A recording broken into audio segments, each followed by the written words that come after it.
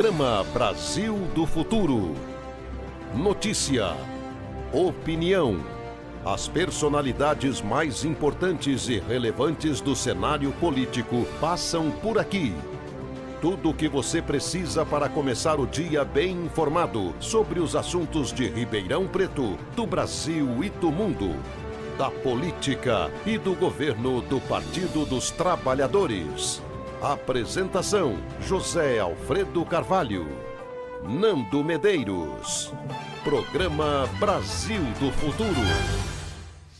Lembrar 64, lembrar 2016 e lembrar 2023 é querer justiça e reparação. E nós lutamos muito. Aqui houve uma ditadura militar de 64 a 1985. Homens e mulheres foram torturados, mortos, assassinados. A questão democrática hoje é uma questão chave para o futuro da humanidade. É um valor universal, a democracia. É inegável que a direita conservadora constituiu uma forte oposição aos governos populares. E que o 8 de janeiro significa a gente daqui para frente não permitir que a sociedade esqueça disso, para ela poder garantir a democracia.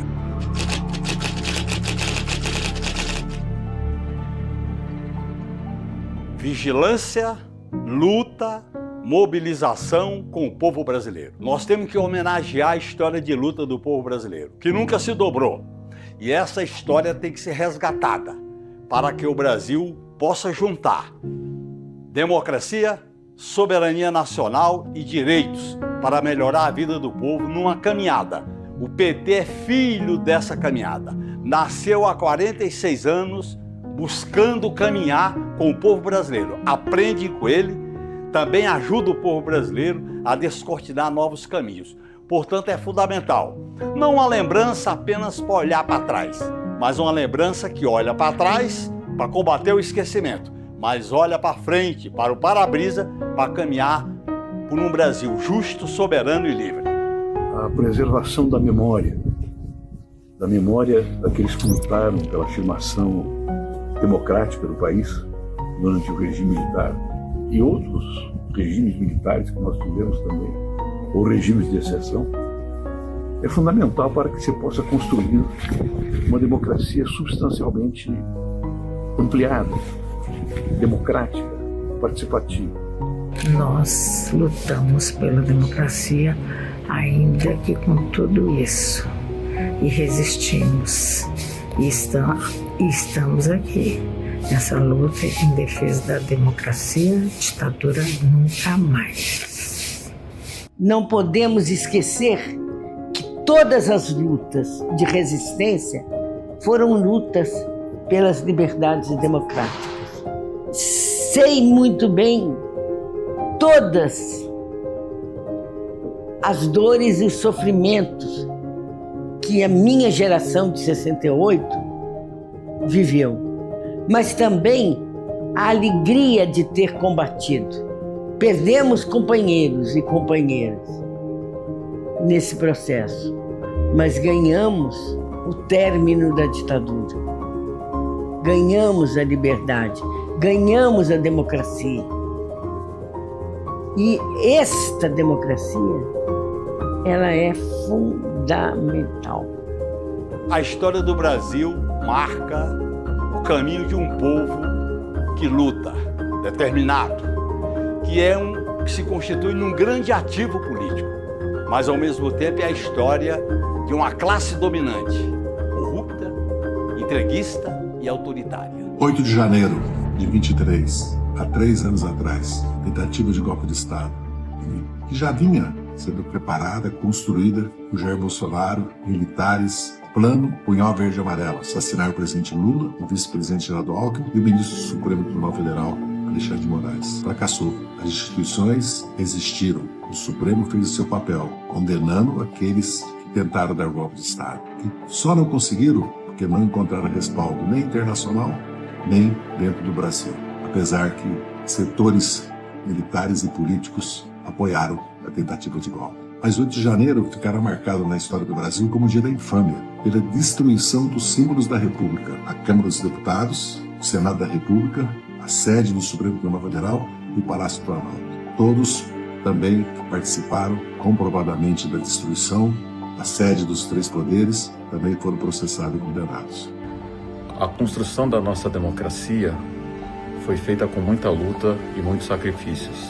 Dessa luta surgiram não apenas o direito ao voto novamente, como fortes instituições de Estado que conseguiram impedir o golpe de 8 de janeiro e punir os seus responsáveis pela primeira vez na nossa história. Isso pode parecer uma coisa simples, mas não é simples. E todo o período Bolsonaro, todo o golpismo implantado com grande apoio empresarial nesse período trágico recente de nossa história, ele culminou ainda no 8 de janeiro e na importância de mostrar que aquela violência destruidora, ela está presente ainda e por isso é fundamental levar adiante o processo em curso após a comissão da verdade e a concretização da tese de que se não contivermos e não modificarmos toda a formação policial e das próprias Forças Armadas, o perigo ditatorial continuará nos cercando e promovendo a repetição de golpes, e as academias militares poderão produzir novas safras de Bolsonaros. O que aconteceu com a presidenta Dilma foi um golpe contra a vontade popular, contra o voto, contra as instituições democráticas. E o que vimos em 2023, com a tentativa de ruptura liderada por Bolsonaro e seus aliados, foi a prova de que o autoritarismo não desaparece. Ele se reorganiza, se disfarça, testa os nossos limites, testa os limites do povo brasileiro. O mundo hoje nos dá sinais claros de que direitos podem ser retirados com rapidez quando a sociedade se descuida. Por isso, lembrar é um ato político. A memória não nos deixa esquecer. O fato da democracia liberal estar em crise em todos os países importantes do mundo não quer dizer que a democracia perca o seu valor, porque a democracia é um processo político, institucional, de criação de maiorias legítimas para governar. O Brasil é um exemplo desse esforço gigantesco que se faz hoje para, ao mesmo tempo, reformar a democracia liberal representativa, cada vez mais pobre, e valorizar a democracia como substância. A democracia, para mim, ela não é uma abstração, nem é um conceito distante. Ela tem corpo, ela tem rosto, ela tem endereço.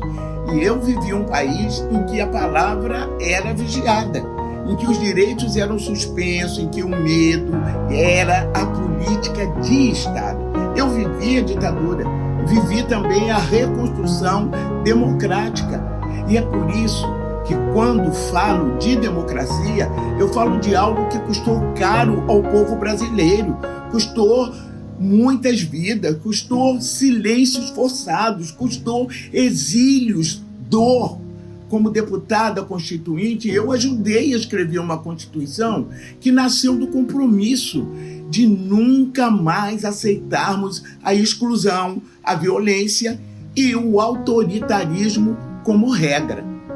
A democracia é o caminho que permite que o povo brasileiro fale, participe, cobre, transforme.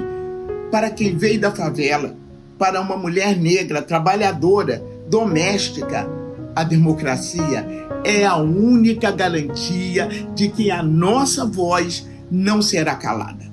Para que a lembrança e a memória oriente o presente e o futuro, é necessário resgatar e homenagear. Somos filhos dessa luta, com vitórias, com derrotas e com muitas lições. Somos contra o esquecimento e a invisibilidade. Queremos mudanças para valer, que melhore a vida do povo brasileiro. Essa trajetória de vitórias, de experiências, essa história que introduziu na vida política brasileira grandes mudanças e tem na liderança do companheiro Lula uma referência importante desta luta. Estamos numa encruzilhada. Essa encruzilhada tem que ser resolvida pela mobilização popular, pelas mudanças de baixo para cima e não apenas com chavos por cima.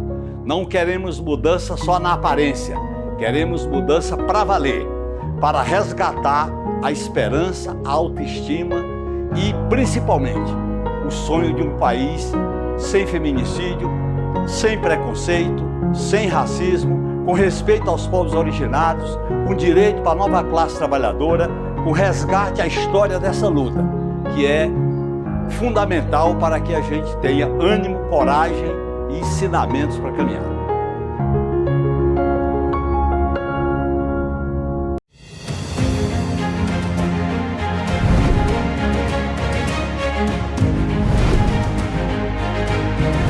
Olá, hoje vamos terminar a nossa série de retrospectivas de 2025, relembrando as lutas de nossa categoria.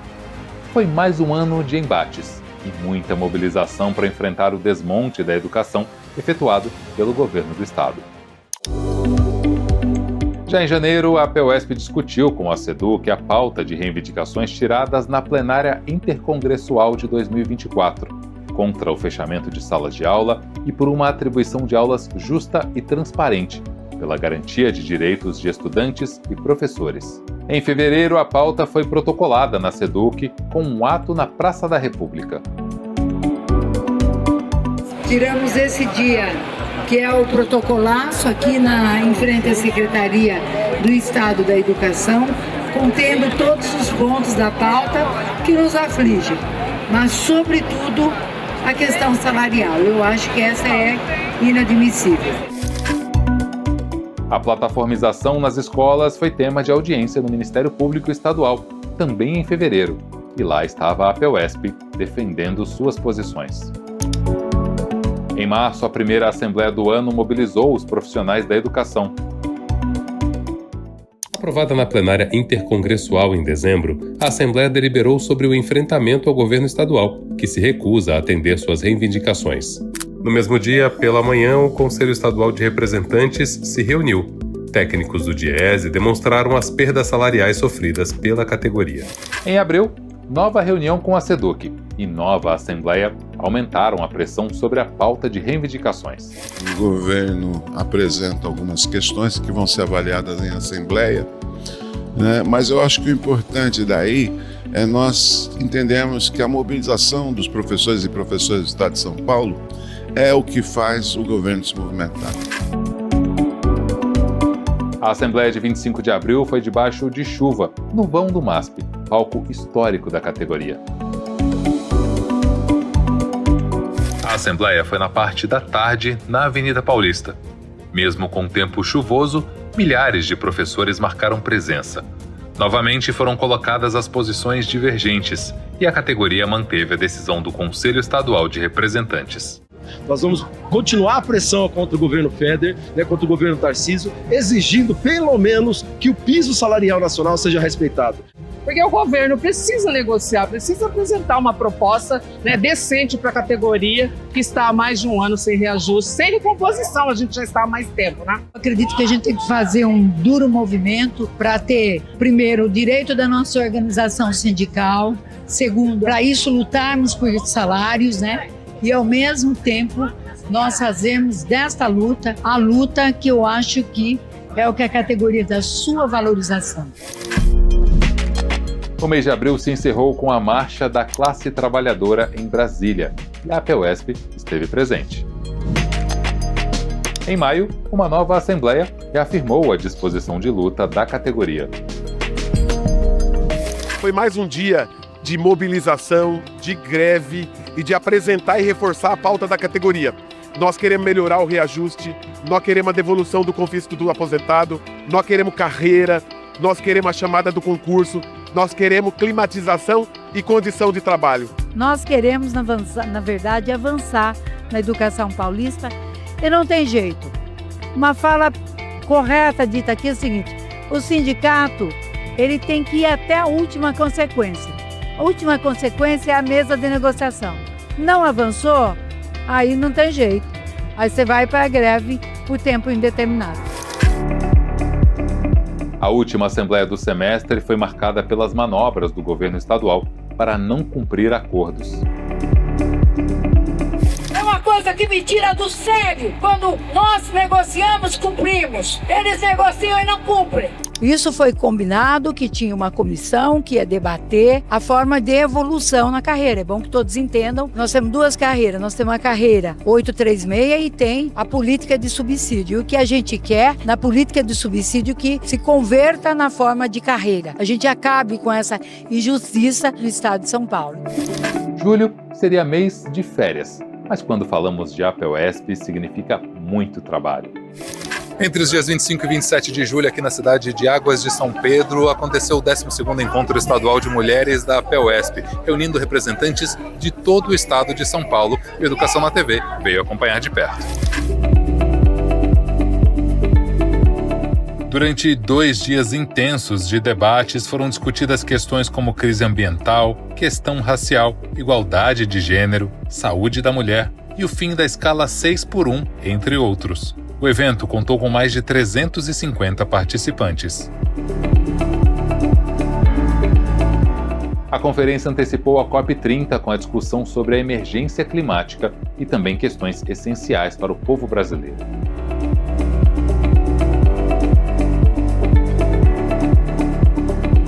A grande marca hoje é você fazer esse debate do capital e do trabalho, né? E nós estamos num momento, eu diria, difícil, mas ao mesmo tempo favorável, que a população entendeu que taxar a grande riqueza é uma necessidade, mas que também ter a isenção, né, do imposto de renda para quem ganha até R$5.000 e progressivamente acima de R$5.000 também tem isenção. Eu acredito que vai significar para os professores, de acordo com o estudo do DIEESE, o 14º salário. Todas essas questões foram debatidas em profundidade no maior evento da categoria em 2025. O Hotel e Centro de Convenções Vale do Sol, aqui em Serra Negra, sediou entre os dias 25 e 27 de setembro o 28º Congresso Estadual da APEUESP. Foram 1.517 delegados das 95 subsedes da APEUESP do estado de São Paulo, 302 delegados da capital, 310 da Grande São Paulo e 905 do interior. O salão principal foi palco de debates sobre educação, sindicalismo e a conjuntura social e política, com a presença de diversos convidados. O congresso foi aberto com um seminário educacional que discutiu o papel da ciência e tecnologia e o uso autoritário das plataformas digitais na rede pública paulista. Mas nós temos um processo avançado aqui no Brasil, que é da plataformização, e que o interesse não é de fato a educação, garantir conhecimento, absolutamente.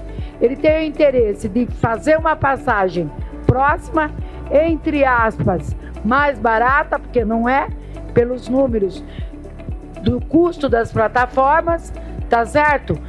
Mas, ao mesmo tempo, nós sabemos que tem a visão mercadológica da educação. O congresso foi palco de intensos debates e contou com a presença de muitos convidados especiais. O resultado reafirmou as bandeiras de luta política e institucional da APEUESP. Sempre quem dá a resposta, sempre quem reverte as posições que um governo faz e ruim é a boa e velha rua. Não tem jeito. É a rua que faz a mudança. É a rua que enverga deputados e deputadas.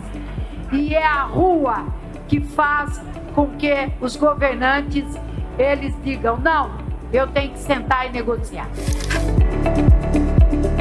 Além da pressão nas ruas mantida com assembleias e atos, a ALESP também foi palco de seminários sobre os planos decenais de educação, condições de trabalho na escola e embates com o governo.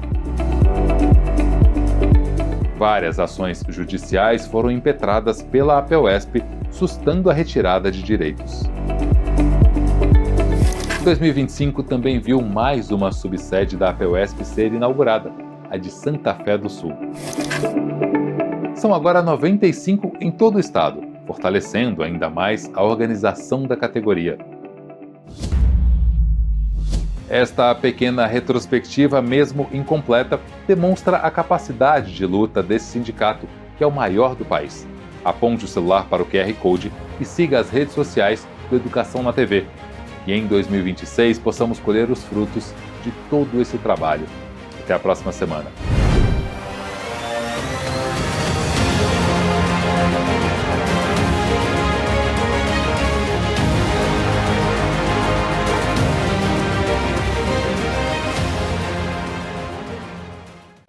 Você sabe, na hora em que precisa, é com o PT que você pode contar.